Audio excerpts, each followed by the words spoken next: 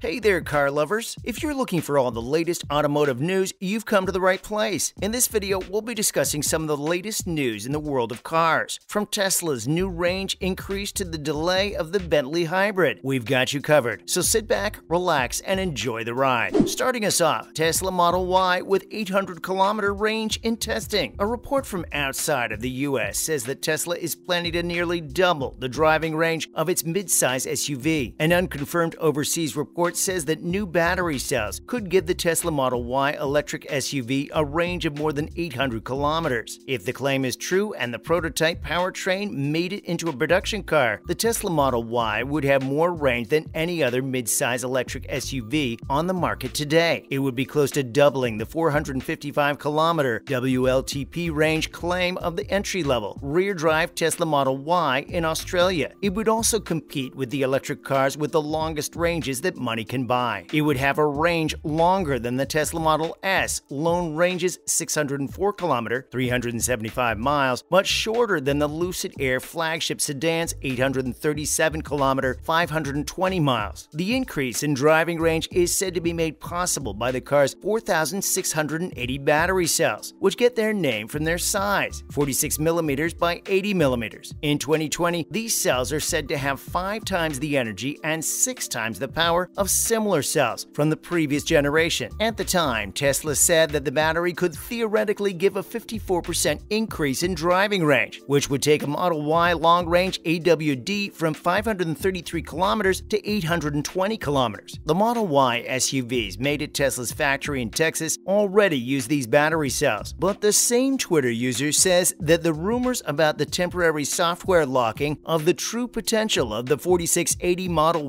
Ys to artificially reduce their range may be true. Even though the rumored 800-kilometer range may be possible in theory, Tesla CEO Elon Musk has already said that electric cars with ranges longer than 400 miles, 644 kilometers, are more than almost anyone will use. Australia currently offers 2 versions of the Tesla Model Y, a rear-drive base model with a 62 kilowatt-hour battery and a claimed WLTP range of 455 kilometers, and an all-wheel drive performance model with an 82 kilowatt-hour battery and a claimed WLTP range of 514 kilometers. Next, 2023 Toyota Corolla Cross, one step closer to Australia with petrol hybrid power. The small SUV version of the 2023 Toyota Corolla, called the Corolla Cross, has been given the go-ahead to go on sale in Australia. The first car should be in showrooms before the end of this year. Recent Australian government certification documents for the Corolla Cross list 3 powertrains that have already been confirmed. These are a 2.0-liter gasoline engine with front-wheel drive, a 2.0-liter hybrid system with front or all-wheel drive, and a 2.0-liter diesel engine with front-wheel drive. The documents hint at the possibility of 3 model grades: an entry-level model with 17-inch wheels, a mid-spec variant with more features, and a flagship grade with 18-inch wheels and all available luxury features. Prices haven't been set yet, but if overseas prices are any indication, you can expect the entry-level petrol model to cost about $35,000 drive away, while a top-of-the-line hybrid all-wheel drive model will cost closer to $45,000 or $50,000 drive away. The Corolla Cross fits into Toyota's SUV lineup between the Yaris Cross, which costs about $30,000 to $42,000 drive away, and the RAV4, which costs about $38,000 to $58,000 drive away, and next to the CHR, which has a much different look. Government documents show that the base gasoline engine will be a 2.0-liter 4-cylinder that is not turbocharged and will be shared with the Corolla hatch and RAV4. This engine will produce 126 kilowatts, which is more than the Corolla's 125 kilowatts, and will be paired with a continuously variable automatic transmission, CVT, and front-wheel drive. In hybrid versions, a 2.0-liter gasoline engine with 112 kilowatts of power is paired with electric motors with unknown power output. Overseas, this system gives models with front-wheel drive a total of 146 kilowatts. If you choose all-wheel drive, which will only be available on the top 2 models in Australia, another electric motor, 31 kilowatts, is added to the rear axle. This gives the car a claimed acceleration time of 8.1 seconds from 0 to 100 kilometers per hour. This 2.0-liter hybrid system is available for the first time in Australia on the Corolla Cross. It is also available on Corolla hatchbacks made in the UK and sold in other countries, but it has never never been available in Australia before. Moving on, first mass-market solar car to enter production next year. German startup Sono Motors has shown off the version of its Scion electric car that is ready for mass production. The Scion is going to be the first mass-produced and affordable solar car on the market. Sono first announced the Scion in 2018. The solar car will go on sale in Europe next year for €29,900, 43,600 Australian dollars, which is about 20,000 euros, 29,000 Australian dollars less than the popular Tesla Model 3 electric car in entry-level form. The Scion's 54 kilowatt-hour battery pack is charged by 456 solar half cells that are built into the car's body panels. These solar half cells cover everything but the front and back bumpers. Sono says that the solar panels can add up to 245 kilometers of range per week. The company says that the car can drive 305 kilometers on a single charge. The Scion has a built-in 3.7 kilowatts Type 2 AC charger for days when the sun isn't shining. It can be charged in less than 5 hours from a wall box at home or at the office. DC rapid chargers can also be used to charge the Scion at up to 75 kilowatts, which is said to take 35 minutes to go from 10% to 80% charge. A 120 kilowatt, 270 nanometer electric motor sends power to the Sono Scion's back wheels. This gives the Sono Scion a top speed of 140 kilometers per hour. Inside, the Scion has a simple dashboard with two 10-inch screens that are used for both instrumentation and entertainment. The car comes with creature comforts like climate control and heated front seats as standard features. It has 3 ISOFIX points in the second row and a 650-liter trunk, which is 10 liters more than a Toyota Land Cruiser Prado. Production is said to start in Finland next year, and Sono says it has 19,000 active reservations for its Scion at 2,225 euros, 3,245 Australian dollars each, giving it a net sales volume of around 415 million euros, 605 million Australian dollars. In other related news, Bentley's first electric car delayed by a year to 2026. In an interview with Automotive News Europe, Bentley CEO Adrian Hallmark said that the electric car would not come out in 2025 as planned, but in 2026 instead. The model, which hasn't been given a name yet, will be shown off in 2025, but Bentley won't start making it until 2026. Hallmark says the delay is only a matter of months. No reason has been given for the delay, but Automotive News Europe says that the Volkswagen Group, which owns Bentley, is having trouble rolling out the Scalable Systems Platform, SSP, which will support the model. The SSP architecture, which will be used by all VW Group cars by the end of the decade, will be the basis for the Artemis project, which will lead to a trio of flagship luxury cars from Audi, Bentley, and Porsche. These cars are also called Landjets. Automotive News Europe says that, like Bentley's version of the car, the SSP-based Audi flagship will not come out until the end of 2026. Bentley has said in the past that it will only sell hybrid or electric cars after 2026, and that it will only sell electric cars after 2030. Bentley makes 2 plug-in hybrid versions of its Flying Spur sedan and Bentayga SUV, both of which are now available to order in Australia. Finally, 2023 Suzuki Swift Spide testing. A car that is thought to be the next generation 2023 Suzuki Swift city car was spotted testing in Europe before it is expected to be released in Japan this year. Even though the prototype wasn't marked as a Suzuki, it has the same size and shape as current and past generations of the Swift. It even has the same alloy wheels and headlight clusters. The hidden high-mounted rear door handles that came with the current Swift are gone. They have been replaced with traditional units that are the same height as the front door handles, and the C-pillar is more like other cars, without a black plastic accent. The overall design seems to be a nod to the first generation, 2004 to 2010, and second generation, 2010 to 2017 European Swifts, with an upright rear pillar, simple proportions, and taillight clusters that don't go into the tailgate. The front end is covered in camouflage, but the headlights look like they are the same shape as the current Suzuki Swift, and the elliptical grille looks the same as well. Reports from Japan say that the next Swift will have some kind of hybrid power. Some say it will be a mild hybrid with a 1.2-liter engine, while others say it will be a full hybrid with a 1.5-liter engine, like the Toyota Prius. Japanese reports say that the 2023 Suzuki Swift might come out in the next few months. However, the fact that the first prototypes are just now being seen suggests that the launch might not happen until next year, or even later. Unfortunately, that is all the time we have today. Make sure to like and follow for more great news.